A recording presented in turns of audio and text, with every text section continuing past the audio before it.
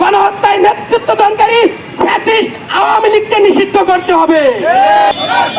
ওই আওয়ামী লীগের ঠাঁই নাই, ব্যান ব্যান ব্যান হবে, আওয়ামী লীগ ব্যান হবে।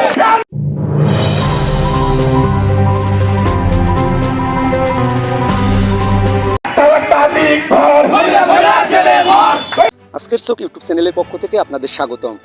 বাংলাদেশের রাজধানী সহ দেশের নানা প্রান্ত এবং নানা পেশাজীবীর মানুষ যখন একসাথে হয়ে আওয়ামী লীগকে নিষিদ্ধ করার দাবিতে বিক্ষোভ, মানববন্ধন, অবস্থান কর্মসূচি করছেন, আওয়ামী লীগকে নিষিদ্ধর দাবি স্লোগানে উত্তাল যখন দেশ, তার ব্যতিক্রম হয়নি লালমনিরহাট জেলা।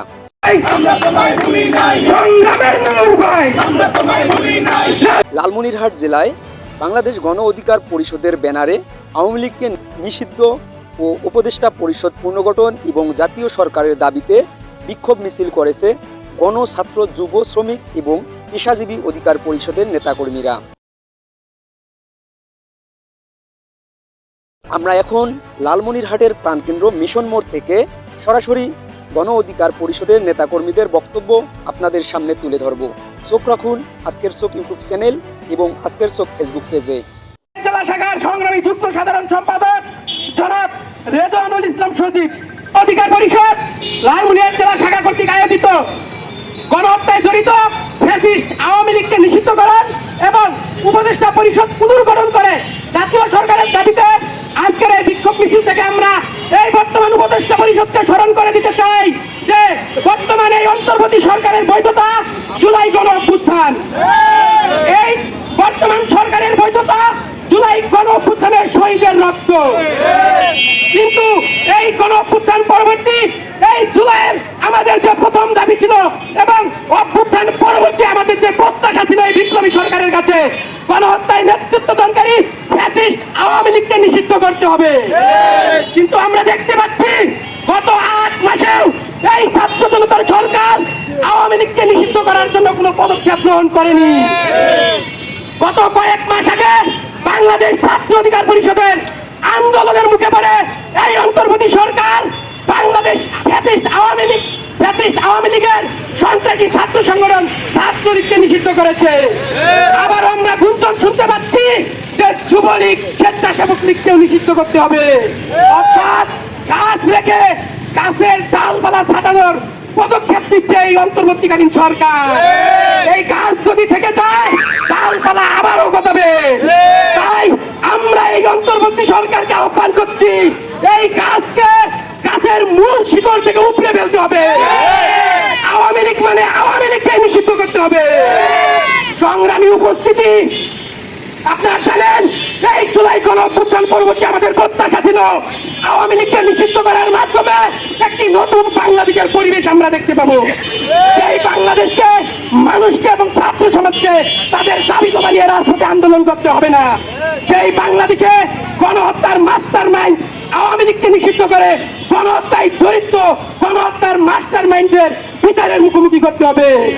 কিন্তু আমরা দেখতে পাচ্ছি এই বিপ্লবী সরকারের আমলে, এই বিপ্লবী সরকারের গ্রিন সিগন্যালে আসাদুজ্জামান খান কামালের মতো গণহত্যার মাস্টার মাইন্ডরা নিরাপদে দেশ ত্যাগ করেছে। গত 2 দিন আগে আব্দুল হামিদ দামি রাষ্ট্রপতি নিরাপদে দেশ ত্যাগ করেছে। আমরা বলতে চাই যে এই উপদেষ্টা পরিষদের প্রধান উপদেষ্টার গ্রিন সিগন্যাল ব্যতীত আব্দুল হামিদ এয়ারপোর্ট ত্যাগ করতে পারে নাই। অর্থাৎ আব্দুল হামিদ যে নিরাপদে এয়ারপোর্ট ত্যাগ করেছে, বাংলাদেশ থেকে পালিয়েছে, এখানে এই উপদেষ্টা পরিষদের গ্রিন সিগন্যাল আছে। এই উপদেষ্টা পরিষদ যদি গণহত্যা এবং গণহত্যার বিচার না করে, জুলাই আকাঙ্ক্ষাকে বাস্তবায়ন না করে গণহত্যার পাহারাদার হয়, তাহলে আমরা যেভাবে ফ্যাসিস্ট হাসিনাকে আন্দোলন করে বাংলাদেশ থেকে বিতাড়িত করেছি, ঠিক একই ভাবে এই ফ্যাসিস্টের পাহারাদারের চেয়ারে লাথি মারতে আমরা দ্বিতীয়বার ভাবছি। সংগ্রামী উপস্থিতি, এই আওয়ামী লীগ হেফাজতে ইসলামের শাপলা চত্বরে অসংখ্য আলেম উলামাদের উপর গণহত্যা চালিয়েছে। এই আওয়ামী লীগের সন্ত্রাসী সংগঠন দেশপ্রেমিক আবরারকে হত্যা করেছে। এই আওয়ামী লীগ চট্টগ্রামে বিশ্বজিৎকে হত্যা করেছে। এই আওয়ামী লীগ ঐতিহাসিক গণহত্যা রচনা করেছে এই 24 জুলাই গণ অভ্যুত্থানে। অর্থাৎ এই আওয়ামী লীগের গণহত্যা প্রমাণ করে আওয়ামী লীগ আর রাজনৈতিক সংগঠন নাই, আওয়ামী লীগ সন্ত্রাসী সংগঠনে পরিণত হয়েছে।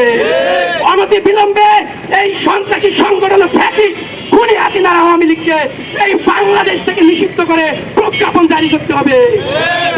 আপনারা জানেন গত কয়েকদিন আগে এনসিপির আহ্বায়ক উপদেষ্টা পরিষদ থেকে পদত্যাগ করে তিনি বলেছেন যে বাংলাদেশের প্রশাসন বিএনপির কথা শুনছে, কিন্তু আমরা দেখতে পাচ্ছি যে এনসিপির 2 জন প্রতিনিধি এখনো উপদেষ্টা পরিষদে বহাল আছে। অর্থাৎ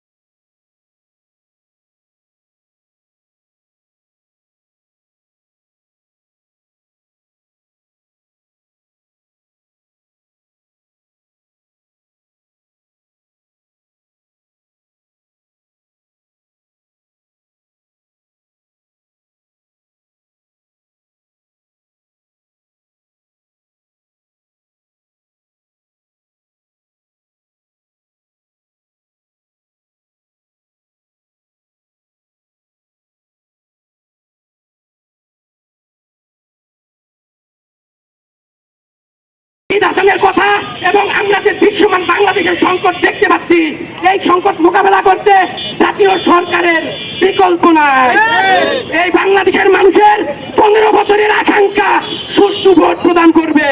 এই ফ্যাসিস্ট আওয়ামী লীগ গত 15 বছরে বাংলাদেশের মানুষের ভোটাধিকার হরণ করেছিল। এই জুলাই গণঅভ্যুত্থানের মধ্য দিয়ে এই বাংলাদেশের মানুষের একটি প্রত্যাশা দেখেছে, তারা সুষ্ঠুভাবে ভোট দিয়ে বাংলাদেশের জনপ্রতিনিধি নির্বাচিত করবে।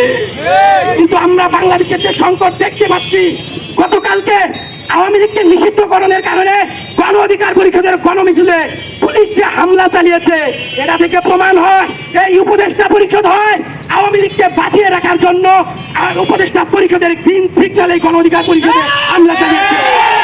আর না হয় বাংলাদেশের প্রশাসন বর্তমান সরকারের নিয়ন্ত্রণে নেই। তাই আগামীতে এই নিয়ন্ত্রণহীন মেরুদণ্ড ভাঙ্গা কেন্দ্রীয় মার্কা উপদেষ্টা পরিষদ দিয়ে বাংলাদেশে সুষ্ঠু নির্বাচন সম্ভব না। আগামীতে